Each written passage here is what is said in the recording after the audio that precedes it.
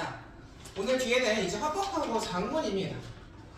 교재 다담에서 12페이지랑 13페이지에서 화법과 장문의 본질 그리고 태도 같이 할 거고요.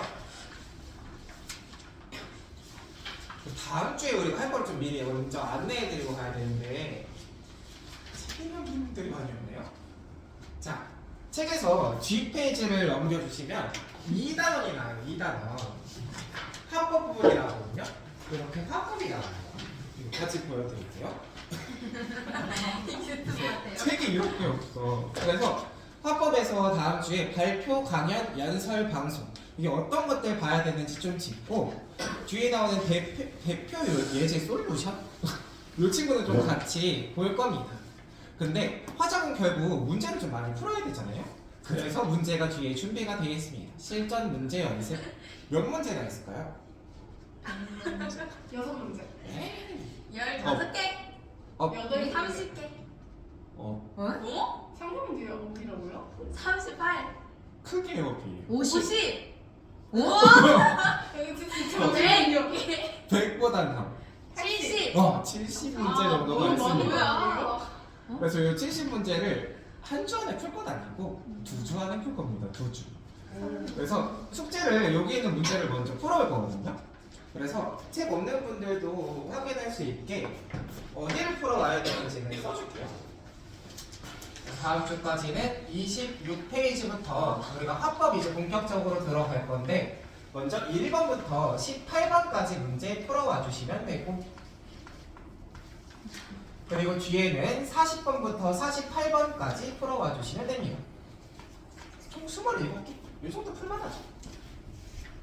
그래서 앞에가 발표와 관련된 문제, 뒤에가 연설과 관련된 문제인데 그 친구는 먼저 풀고 다음 주에 여기 개념 설명한 다음에 나머지를 풀고 이렇게 나눠서 가도록 하죠.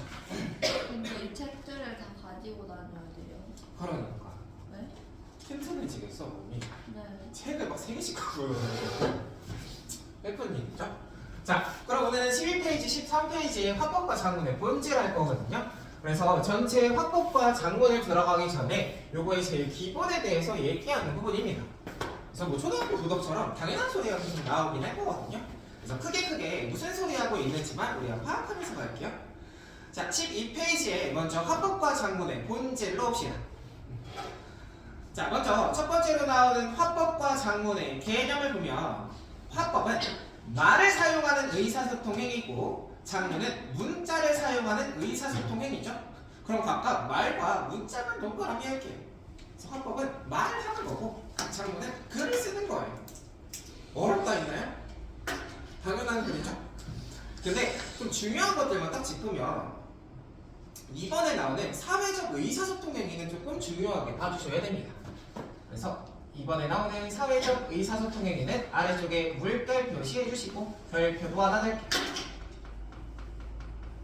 그래서 오늘 11페이지, 13페이지 할 때 여기 나오는 걸 제일 조금 중요하게 봐주시면 좋을 게 화작도 수특 있잖아요. 그래서 작년 수특에서 요 화법 장문 본질 태도할 때 여기를 좀 가장 중요하게 다뤘습니다. 그래서 얘를 왜 사회적 의사소통 행위라고 하는지 그 개념이 이해가 가면 될 텐데 일단 말을 할 때는 말하는 사람과 듣는 사람 사이에 의사소통이 일어나죠. 말하는 사람 뭐라고 하나요? 화자. 화자. 듣는 사람은 청자. 청자. 그래서 말하고 들을 때 서로 의미 교환이 일어나기 때문에 우리가 이것을 의사소통이라고 할 수 있고 또 글 쓰는 사람은 뭐라고 그래? 글쓰니? 근데 필자. 필자. 읽는 사람 당연히 뭐죠? 독자. 필자와 독자 간에도 서로 의미 교환이 일어나는 것이 뭐 글을 쓰고 읽는 과정이죠. 자, 그래서 우리가 말하고 글 쓰는 것을 의사소통이라고 부를 수 있는 건 어떻게 보면 당연해요. 의미를 서로 주고받으니까. 근데 중요한 건 이걸 왜 사회적인 의사소통이라고 하냐는 거예요. 여기가 좀 중요하고요. 자, 결국 우리가 말을 하고 글을 쓸 때는 무엇이 들어가기 때문에 그런가 하면 우리 사회의 사회적인 문화가 여기에 반영될 수밖에 없기 때문에 이걸 사회적인 의사소통이라고 합니다. 즉 요즘에 뭐가 유행일까? 2.9가 유행이잖아요. 그럼 친구랑 대화를 했어. 야, 두바이 쫀득쿠키 먹어봤냐? 개그 맛이야. 이렇게 얘기를 했어. 그러면 이 말에는, 이 대화에는 우리 사회의 문화가 들어가 있는 거죠. 네. 그래서 이걸 완전히 떼어낼 수가 없기 때문에 말하고 글을 쓴다는 건 사회적 이 문화가 반영되는 것이고, 또 한 단계 더 나아가면 이 말과 글은 사회적인 문화를 형성하기도 합니다. 만들기도 해요. 친구랑 얘기하다가 야, 앞으로 두바이 쫀득쿠키는 2.9로 줄여서 부르자. 누군가가 말을 했겠죠. 그러니까 그게 우리 사회의 하나 문화가 됐겠더라. 자, 이렇게 생각하시면 될 텐데, 일단 여기서 추가로 개념을 좀 중요하게 얘기하는 건 작년 수특을 기준으로 우리가 의사소통을 통해서 이렇게 만들어낼 수 있는 것을 우리는 사회적인 담론을 형성한다는 걸 좀 중요하게 봤습니다. 그래서 개념 이름에 대해서 좀 중요하게 얘기를 했는데, 이름 자체는 되게 좀 딱딱해 보이잖아요. 사회적 담론. 이걸 쉽게 얘기하면 무엇이라고 부르냐? 우리 사회를 살아가는 사회 구성원들의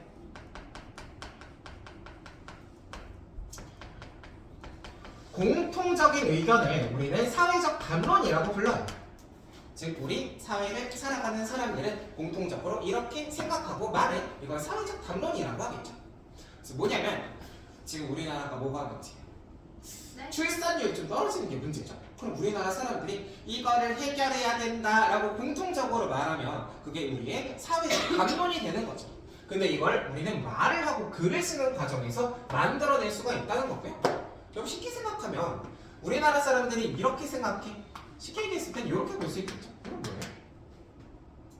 이거 전화도 와서 어떻게 생각하십니까? 그거 막 물어보잖아요. 여론. 여론과 비슷한 개념이라고 보시면 되겠죠. 자, 그래서 우리는 결국 말을 하고 글을 쓰는 과정에서 사회적 담론을 만들어내고, 그래서 이걸 여론이랑 비슷한 개념으로 볼 수 있는데 화작에서 얘를 사회적 담론이라고 부르더라. 이렇게 생각하시면 쉽겠네요. 자, 그래서 화작의 특성이었고요. 자, 세 번째 기능은 각각의 차원에 따라서 짧게 봅시다. 자, 먼저 첫 번째 개인 내적 차원의 물결 표시해보죠. 개인 내적 차원.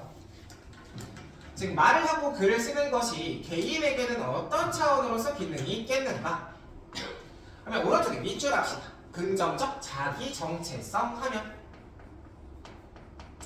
긍정적인 자기 정체성을 함양할 수 있게 해주는 것이 화법과 장문의 개인적인 기능이네요. 자, 그래서 이 얘기를 우리가 결국 간단히 풀면, 결국 화작이 개인에게 하는 기능은 나는 누구인가에 대해서 알게 해준다는 거예요. 나는 누구인가? 우리가 가만히 이렇게 산다고 해서 내가 누군지 알 수 있는 게 아니죠. 내가 누군지를 발견할 수 있는 건 우리가 말을 하고 글을 쓰는 과정에서 나는 이러한 가치관을 가지고 있는 사람이구나. 나의 삶의 태도는 이러하네. 나는 평소에 이런 정서를 많이 느껴. 하고 말하고 글 쓰는 과정에서 나를 발견할 수 있어.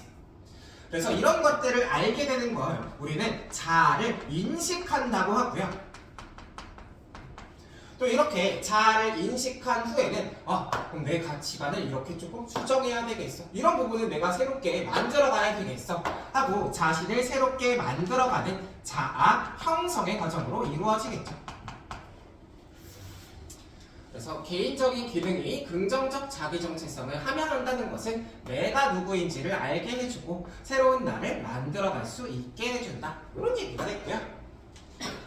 자, 아래쪽에서 다른 차원의 물결 표시하죠. 개인과 개인 차원, 사회 차원의 물결 표시해 주시고, 즉 말을 하고 글을 쓰는 건 사회적으로는 어떤 기능을 하게 되냐면 오른쪽에 밑줄 공동체 발전에 기여 밑줄 하시고, 그래서 우리 공동체가 발전될 수 있도록 거기에 기여하는 기능을 한다. 자, 그래서 이 얘기도 우리가 밑에 풀어져 있는 걸 쉽게 설명하면 이 얘기죠. 우리 사회의 사회적인 문제에 대해서 우리가 말을 하고 글을 쓴다고 하면, 자, 이것들에 대해서 우리가 논의를 하고 또 이에 대한 해결책을 제시할 수도 있겠죠. 즉 아까 이 출산율이 떨어지는 얘기를 했으니까 우리 사회의 문제잖아요. 친구랑 야 우리 출산율 진짜 어떻게 하면 좋냐 하고 논의를 하면서 그럼 애를 낳으면 10억씩 주는 건 어떨까 하고 해결책을 제시하는 이런 과정이 결국 우리 사회의 발전에 기여를 할 수 있는 거다. 요 소리를 하는 거죠. 자, 그래서 헌법과 장문의 기능은 각각 개인과 사회 차원에서 이렇게 다를 수 있다. 요 정도 파악되시면 되겠고. 자, 아래쪽에 2번은 맥락입니다. 아래쪽 맥락 개념을 먼저 위주로 하죠. 담아나 글을 수용하거나 생산하는 활동에 작용하는 배경. 그래서 말하고 글 쓸 때 배경이 되는 것을 우리가 맥락이라고 하고요. 자, 종류 위주해주면 주제, 목적, 청자, 독자, 매체, 담아, 글의 유형. 즉 무엇에 대해서 이야기를 하고 어떤 목적으로 얘기를 하고 누구에게 얘기를 하는가 이런 것들이 맥락이 되면 또 이 맥락에 따라서 내용이 살짝씩 바뀔 수 있겠죠. 자, 그래서 우리가 맥락을 고려하는 것이 중요한 이유는 밑에서 짧게 밑줄하고 넘어가면 맥락에 따라 구체적인 내용과 표현 방식이 달라지므로 이렇게만 짧게 밑줄합시다. 그리고 내용하고 표현이 맥락에 따라 달라질 수 있으니까 이것들을 잘 파악해야 돼. 요 소리겠죠. 자, 그래서 오른쪽에 맥락의 유형, 언어적, 상황, 사회 문화적 이렇게 세 개로 나눠지는데 언어적인 맥락은 우리가 앞뒤의 내용, 즉 문맥을 얘기하고요. 상황 맥락은 글을 쓰거나 말을 하는 이 주체와 관련돼서 우리가 어떤 상황에 놓여져 있는가 이걸 상황 맥락. 또 이 사람이 살아가는 사회와 가지고 있는 문화에 대해서 좀 더 큰 틀에서 거시적인 맥락을 우리가 사회 문화적 맥락이라고 하죠. 이 친구들은 한번 읽어보시면 될 것 같고요. 지금까지 어렵다 했나요? 당연한 소리 반복이죠. 근데 여기가 전체 좀 틀이 되기 때문에 기억을 하고 가야 되는 친구들 중요한 것들만 딱딱딱 짚읍시다. 자, 13페이지의 첫 번째는 이제 화작의 윤리거든요. 자, 윤리가 진짜 도덕처럼 당연한 얘기할 건데 앞에 큰 제목에만 하나씩 밑줄하면서 갈게요. 첫 번째, 책임감 있는 태도, 진실성, 사회적 영향, 고려하기. 즉 말하고 글 쓸 땐 책임감 있는 태도로 진실되게 말하고 사회적인 영향을 고려해서 말해야 된다는 거고요. 자, 두 번째가 제일 당연하죠. 상대방을 존중하는 태도 밑줄할게요. 상대방을 존중하는 태도. 그래서 문제에서 상대방 존중 안 해도 돼요. 이렇게 낼 리가 없을 거 아니에요. 당연한 소리긴 하지만 우리가 상대방을 존중하면서 말하는 건 역시 의사소통 윤리에 들어가더라. 이렇게 파악하시면 되고요. 자, 세 번째는 밑줄하고 좀 쓰면 다른 사람의 저작물을 존중하는 태도. 다른 사람이 만든 거 존중해야 되고. 그럼 이 얘기는 다른 사람이 만든 걸 갖다 쓰겠다는 소리잖아요. 뭐랑 연결되는 거예요? 인용. 인용과 연결되는 부분이 여기입니다. 그래서 우리가 인용할 때는 어떻게 해야 하는가 라고 얘기를 한 거고요. 결국 우리가 인용을 할 거면 기본적으로 허락을 맡아야 하며 허락이 떨어진 뒤에는 이것에 대한 출처를 표시해 주시고 또 책을 내가 갖다가 참고에 있을 경우에는 참고 문헌으로 내가 읽어놓은 책을 제시해 주는 것이 상대방의 저작물을 존중하는 태도라고 할 수 있더라라는 얘기입니다. 윤리에서 우리가 기본적으로 지켜야 하는 것들 얘기였고요. 자, 아래쪽은 간단히 봤을 때 이 화법과 장문의 가치인데 이게 의사소통을 진정성 있는 태도로 했을 때 어떤 가치를 가질 수 있냐는 거예요. 가운데만 짧게 밑줄하면 상호 신뢰를 바탕으로 발전적인 인간관계를 형성. 즉 우리가 진정성 있는 태도로 말을 하고 글을 썼을 때 서로 믿을 수 있게 되고 그래서 인간관계가 발전적으로 형성된다. 이런 얘기겠죠. 자, 그래서 윤리적 가치는 이렇게 보면 될 텐데 아래쪽 있잖아요. 담화관습이랑 장문관습. 이 친구들은 밑에 길게 나와 있는 거 읽기보다 우리가 오른쪽으로 화살표하고 얘기를 좀 요약하면서 갑시다. 그래서 이번에 큰 제목 오른쪽으로 정리하면서 가겠고요. 그래서 화살표 했을 때 이 친구는 우리가 쉽게 얘기하면 말하기를 하고 쓰기를 할 때 지켜야 하는 사회적인 규칙 혹은 사회 사람들이 해온 습관을 우리는 담화 관습, 장문 관습이라고 부릅니다. 그래서 우리 사회로 예를 들면 뭐 제가 수업에 들어왔을 때 여러분들이 선생님 안녕하세요 이렇게 인사를 하잖아요. 윗사람에게 존댓말을 하는 게 우리 사회의 담화 관습이겠죠. 근데 이게 규칙인 이유는 다혜가 오늘부터는 담화 관습이고 뭐고 안 지켜야겠다. 전상은 왔냐? 안녕? 이렇게 인사를 했어요. 그럼 이제 뭐라고? 선생님한테 이럴 거 아니에요? 우리 사회에선 존댓말하는 게 규칙이니까 이걸 지켜야 하는 거야. 자, 근데 이걸 우리가 화작에서는 어떻게 연결해서 볼 거냐면 결국 우리가 말을 하는 화법이랑 글을 쓰는 작문에 영향을 줄 수 있는 건 얘가 우리가 표현하는 표현 방식, 즉 표현 방식에 영향을 줍니다. 즉 내용이 달라지는 건 아니고요. 우리가 표현하는 방법이 달라져요. 다혜가 저를 보고 전상원 왔냐? 안녕? 이렇게 인사를 하고 선생님 안녕하세요 이렇게 인사를 하고 뜻은 똑같잖아요. 저 안녕한지 물은 거예요. 다만 어떻게 말을 하고 있는지가 달라지는 거고 결국 표현에 이러한 영향을 준다면 어떤 글을 읽거나 말을 듣는 사람들에게도 연쇄적으로 영향이 가겠죠. 그래서 이것들이 우리가 글을 읽거나 말을 들을 때는 해석할 수 있는 기준으로 작용이 될 겁니다. 보통 무엇을 해석할 수 있는 기준이 될 거냐면 이 사람이 나한테 이런 태도를 보인 거네 하고 읽어낼 수 있는 기준이 되는 거예요. 그래서 제가 오늘부로 학원을 때려치고 다음 주부터 미국에서 온 프랭크가 여러분들 국어 수업을 해주는 거예요. 미국에 막 존댓말하고 이런 게 없잖아요. 그러니까 다음 주에 프랭크가 왔을 때 하이 프랭크 하이 안녕 이렇게 인사를 했어요. 근데 이 사람이 우리나라 담화 관습을 공부해서 온 거예요. 그래서 선생님한테 존댓말 안 해? 이러면서 막 혼냈어요.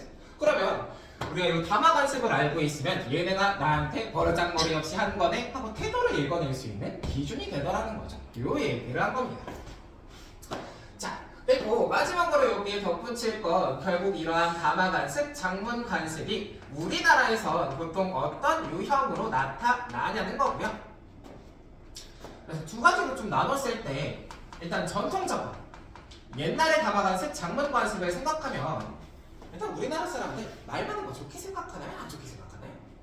옛날 사람들? 안 좋게 생각하죠. 그래서 전통적으로는 표현 자체를 조금 줄여주는 것이 좋다고 생각하고 야 이거 물어봐야겠다. 또 우리가 전통적으로 봤을 땐 자기를 낮추고 남을 높이는 게 좋은 태도라고 보거든요. 나는 그신데 당신은 짱입니다 이렇게 말하는 거 좋다고 생각한단 말이에요. 우리가 이걸 이것의 태도라고 하죠. 겸양의 태도라고 하죠. 전통적으로는 표현을 줄이고 겸양의 태도를 지키는 것이 우리는 좋은 표현이다, 좋은 관습이다 이렇게 얘기를 해왔어.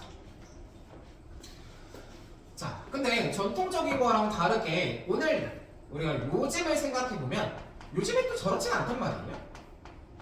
요즘에 자기가 이야기할 것이 있을 때는 적극적으로 표현하는 것, 또 그것에 따라서 창의적인 표현들 사용하는 것, 그리고 요즘에는 좋게 생각합니다. 이것들의 가치를 높다고 생각해. 그래서 이걸 가지고 얘기하려고 하는 건 결국 한 문화권에서의 담화 관습, 작문 관습이라는 건 바뀌는 거구나. 영원한 게 아니네. 그래서 내가 어떤 사회의 이 담화 관습, 작문 관습에 대해서 알고 있다면 이것들을 계속해서 수정해 나가고 보완해 나가는 과정이 필요하다는 거구나.